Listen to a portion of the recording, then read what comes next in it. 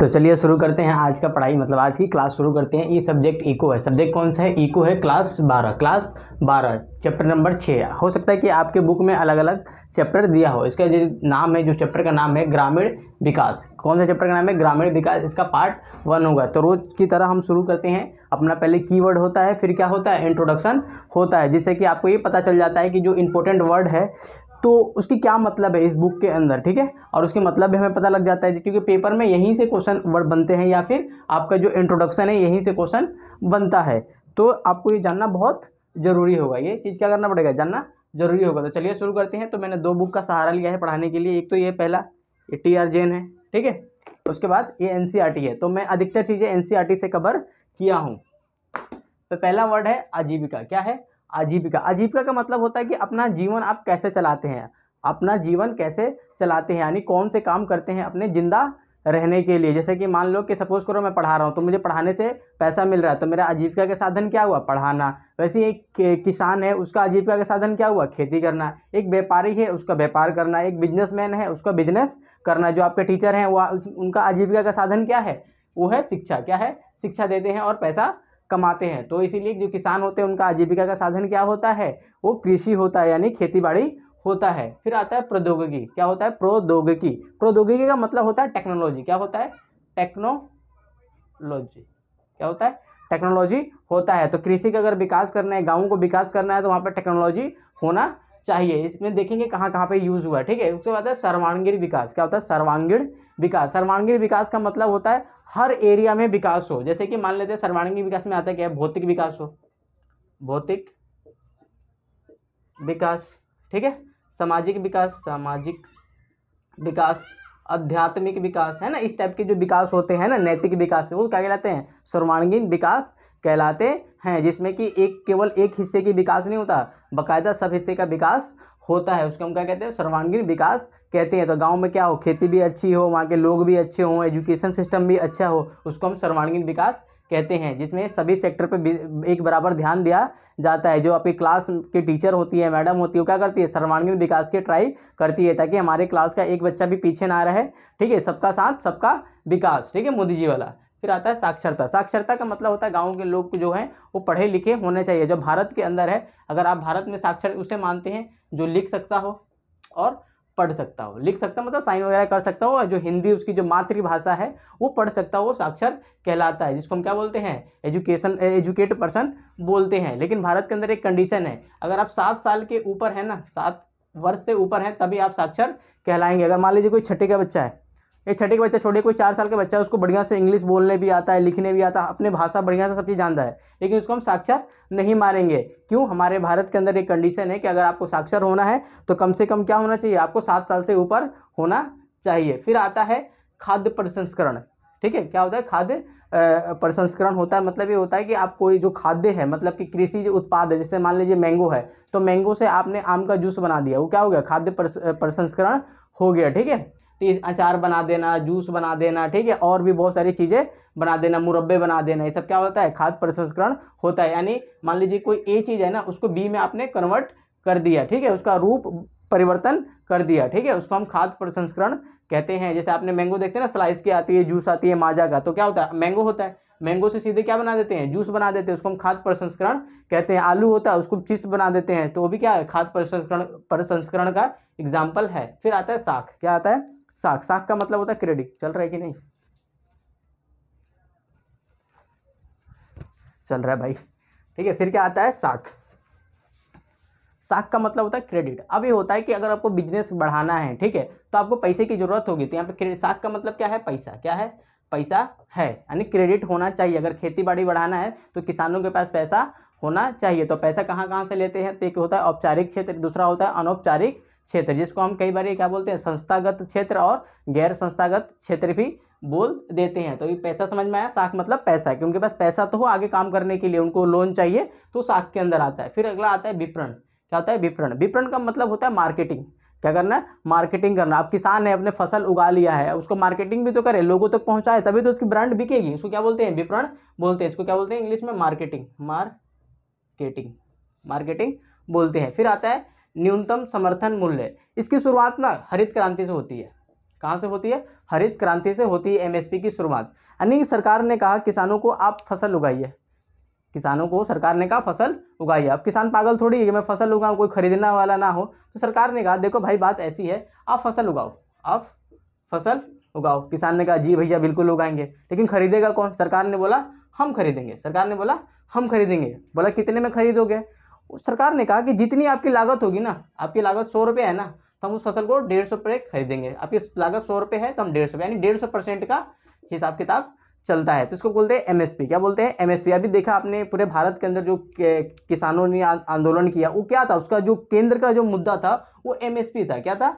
MSP, minimum support price ही तो था। ठीक है, ये चीज़ समझ में आ गई। यानी सरकार कहती है कि हम कम से कम इतना पैसा तो देंगे ही देंगे। मान लीजिए किसान है, उसने आलू उगाया 100 रुपये की, आलू उगाया 100 रुपये की, लेकिन मार्केट में गया बेचने तो देखा कि आलू के रेट गिर गए हैं, आलू के रेट गिर गए हैं, तो उसको कितना मिलेगा?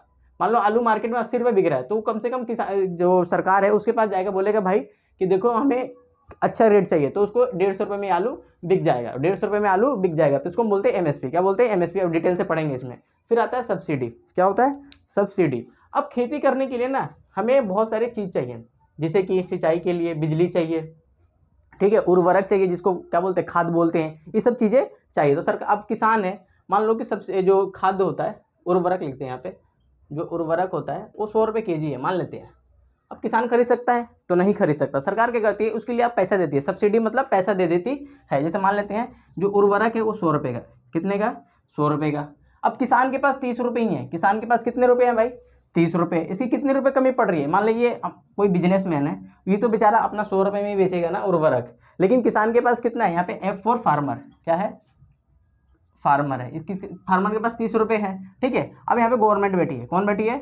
गवर्नमेंट बैठी है। गवर्नमेंट क्या कहेगी? भाई खेती करो, आपको 30 रुपये में ही सामान मिलेगा, आपके पास 30 रुपये है तो हम 30 रुपये ही लेंगे, तो 70 रुपये सरकार दे देती है। इसको हम बोलते हैं सब्सिडी, यानी आर्थिक सहायता बोलते हैं। जो सिलेंडर पे भी मिलता है, ठीक है, आप उर्वरक पे भी मिलता है, उर्वरक 2-3 रुपये किलो मिलता है शायद, तो उस पर इतने सारा जो भारत सरकार है सब्सिडी पे, यानी उर्वरक के सब्सिडी पे 8,000 करोड़ रुपए खर्च करती है हर साल।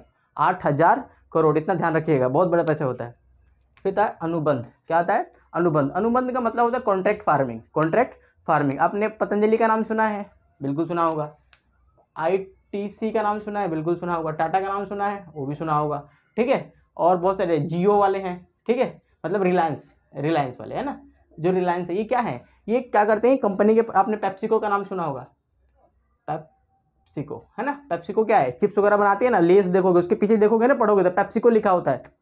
कभी कोल्ड ड्रिंक वगैरह पीना देखना, कोको कोला तो ब्रांड है, नाम है, नीचे देखना कंपनी का नाम है, पेप्सिको नाम लिखा होता है। तो क्या करते हैं? ये कॉन्ट्रैक्ट कर लेते हैं कि भाई साहब मुझे ये आपसे खेती करानी है, तो कॉन्ट्रैक्ट फार्मिंग उसे हम कहते हैं। फिर आता है महिला सशक्तिकरण। क्या होता है? महिला सशक्तिकरण। महिला सशक्तिकरण मतलब होता है महिलाओं को आज़ादी देना, आर्थिक रूप से, सामाजिक रूप से, ताकि अपना वो जीवन यापन कर सके, किसी पे निर्भर ना रहे, उसको हम क्या बोलते हैं? महिला सशक्तिकरण बोलते हैं। फिर आता है धारणीय विकास।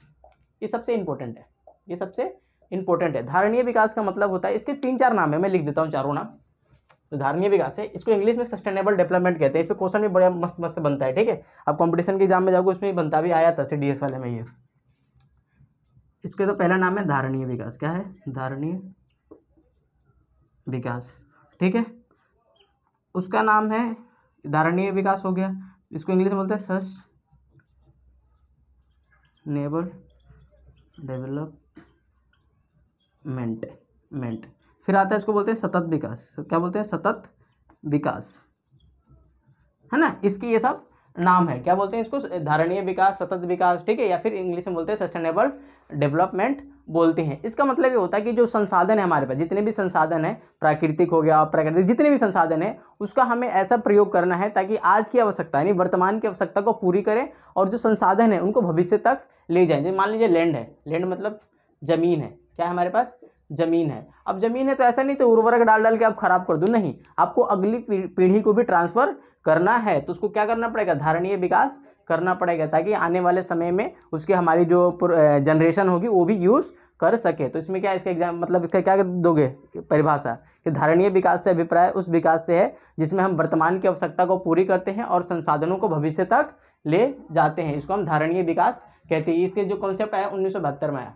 कब आया? 1972 में, आवर कॉमन फ्यूचर में, आवर कॉमन फ्यूचर के अंदर ये कॉन्सेप्ट निकल कर आया। फिर आता है जैविक खेती। क्या आता है? जैविक खेती। जैविक खेती का मतलब होता है, सिंपल सा मतलब है कि जिसमें आप खाद वगैरह, जो यूरिया हो गया, एनपीके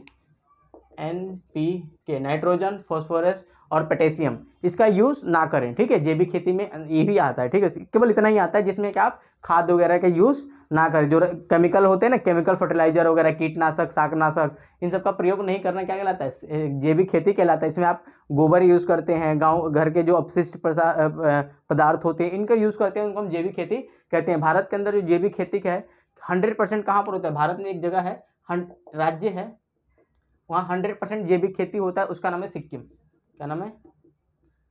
सिक्किम। क्या नाम है उसका भाई? सिक्किम नाम है, जहाँ पर 100% जैविक खेती होता है। जब अभी कौन सा देश डूब गया था? श्रीलंका। आपको याद होगा, जो श्रीलंका है बेचारा बर्बाद हो गया है, वो जैविक खेती में ही बर्बाद हुआ। किस लिए हुआ? जैविक। ये अच्छा भी है और बुरा भी है, इसको जैसे देखोगे वैसा है, अच्छा भी है और बुरा भी है। ठीक है, तो श्रीलंका बर्बाद हुआ, डिटेल्स में देखेंगे। अब देखेंगे इंट्रोडक्शन में पूरे चैप्टर में क्या है। तो ग्रामीण विकास क्या है? तो ग्रामीण विकास का मतलब होता है गाँव का विकास करना, गाँव का समुच्चय विकास करना, यानी सर्वांगीण विकास करना, जिसमें कि खेती आ गया, पशुपालन आ गया, ये सब चीज आना चाहिए, उसको हम क्या बोलते हैं? ग्रामीण विकास कहते हैं। रोडवे बनना चाहिए। अपने गांव में देखा होगा, हर गांव में रोड है, हर गांव में रोड है, जिसको हम प्रधानमंत्री ग्रामीण सड़क योजना कहते हैं। वो क्या है? ग्रामीण विकास का एक हिस्सा है, ताकि जो लोग हैं वो मुख्य शहर से या जिला से जुड़ सके। फिर आए ग्रामीण क्षेत्रों में साख, तो उनको पैसा कहाँ से मिलता है? तो एक होती है संस्थागत, जिसके अंदर क्या हो गया? नाबार्ड हो गया, आरआरबी हो गया, रीजनल रूरल बैंक हो गया, मतलब कि क्षेत्रीय ग्रामीण बैंक हो गए, ग्रामीण बैंक हो गए, एसबीआई हो गया, बहुत सारे बैंक हो गए, उनसे पैसा मिलता है। स्वयं सहायता समूह हो गया, इन सबसे जब पैसा मिलता है तो उनको हम क्या बोलते हैं? संस्थागत, यानी औपचारिक क्षेत्र बोलते हैं। फिर इसमें आता है, इसके अंदर ही आता है अनौपचारिक क्षेत्र या फिर गैर संस्थागत, जिसके अंदर परिवार हो गए, साहूकार हो गए, जमींदार हो गए, इनसे जब पैसा लेते हो तो उनको क्या बोलते हैं? हम गैर संस्थागत बोलते हैं या फिर अनौपचारिक बोलते हैं। इसमें फ्रेंड वगैरह भी आ जाते हैं। ठीक है, फिर आता है ग्रामीण क्षेत्रों में विपणन। विपणन का मतलब मार्केटिंग कैसे हो? तो मार्केटिंग करने के लिए अब मान लें, जैसे मान लो एक किसान है, एक देश है, ये एक देश है और यहाँ पे शहर है, यहाँ पे क्या है? शहर है। किसान ने यहाँ पर खेती करी, अब बेचारे शहर तक पहुँच भेजेगा तब ना इसका माल बिकेगा, तो इसके लिए परिवहन चाहिए। परिवहन मतलब ट्रांसपोर्टेशन हो, रेल हो, रोड हो, हवाई जहाज हो, इस प्रकार के सिस्टम तो हो। भारत सरकार ने शुरू किया है। अगर कोई फसल जल्दी खराब होता है उसके लिए हवाई यात्रा भी शुरू कर रखी है भारत सरकार, इसीलिए कह रहा हूँ। ठीक है, तो रेल हो, रोड हो, ठीक है, बैंकिंग हो, बैंकिंग कन्वर्ट कर सके। ठीक है, भारत सरकार ने अब तो डिजिटल मीडियम पे भी आप लोगों को चीज़ें मुहैया करा रहा है। ई नेम, इसके बारे में पढ़ना है, इसके बारे में मैं नेक्स्ट वीडियो में पढ़ाऊंगा, लेकिन आप थोड़ा सा इसके बारे में सर्च करके रखना। ठीक है, ई नेम के बारे में। तो भारत सरकार इलेक्ट्रॉनिक माध्यम से भी खेती को बढ़ावा दे रही है। फिर आता है उत्पादन गतिविधियों का विविधीकरण। विविधीकरण का मतलब होता है अलग अलग। क्या होता है? अलग अलग। अब आपको केवल खेती पे निर्भर नहीं रहना। किसानों को सरकार कहती है भाई खेती पे निर्भर मत रहो, खेती के अलावा भी कुछ काम करो। क्या काम करो भाई? मछली पालन कर लो, ठीक है, पशुपालन कर लो, मुर्गी पालन कर लो, हनी बी यानी मधुमक्खी पालन कर लो, बागवानी लगा लो, पर्यटन करो। ठीक है, इस प्रकार को हम क्या बोलते हैं? विविधीकरण बोलते हैं। क्यों? अगर आप एक चीज पे डिपेंड रहेंगे तो हो सकता है कि अगर वो सही ना हो तो आपका पूरा क्रियाक्रम खराब हो सकता है, आपकी स्थिति खराब हो सकती है। लेकिन आप 4-5 चीज करते हैं तो हो सकता है एक खराब हो तो दूसरा चीज अच्छा हो जाए। आपने म्यूचुअल फंड का नाम सुना है? म्यूचुअल फंड में क्या होता है? एक बास्केट होता है, उसमें बहुत सारे लोग अपना पैसा डालते हैं, तो कंपनी अलग अलग क्षेत्रों में पैसा लगाती है, एक जगह डूबता है तो दूसरी जगह से फायदा हो जाता है। ठीक इसी प्रकार मतलब जो फसलों का विविधीकरण है इसके अंदर भी ये होता है। 4-5 आपने फसल लगाया या 4-5 काम कर रहे हैं, हो सकता है फसल खराब हो तो पशुपालन अच्छा हो जाए, हो सकता है पशुपालन खराब हो जाए। जैसे अभी भारत के अंदर एक बीमारी चला है गाँव के अंदर, लेम्पी करके कुछ नाम है, ठीक है, तो क्या गाय मर रही हैं, बहुत सारे बर्बाद हो रही हैं, तो हो सकता है कि आपकी खेती अच्छी हो जाए। इसलिए विविधीकरण हर चीज़ का जरूरी हो, डाइवर्सिफाई होना चाहिए। इससे पर्यावरण भी ठीक रहता है और आपका इनकम का साधन भी बढ़ता है। तो ये अपना पहला पार्ट था। कौन सा पार्ट था? पहला पार्ट था। तो एक कहने का यही है कि आप वीडियो देखने से पहले या तो बुक पढ़ें या तो वीडियो देखने के बाद, मतलब इंट्रोडक्शन और कीवर्ड के बाद आप बुक पढ़ें, तभी समझ में आएगा, वरना कुछ नहीं आएगा। ठीक है, मतलब कुछ नहीं आएगा इन द सेंस मैं ऐसा नहीं समझ रहा हूँ कि तुम लोग बेवकूफ़ हो, नहीं, तुम लोग हो स्मार्ट। ठीक है, तो एक बार इसको देखने से पहले तभी इसका कुछ फायदा है। जय हिंद।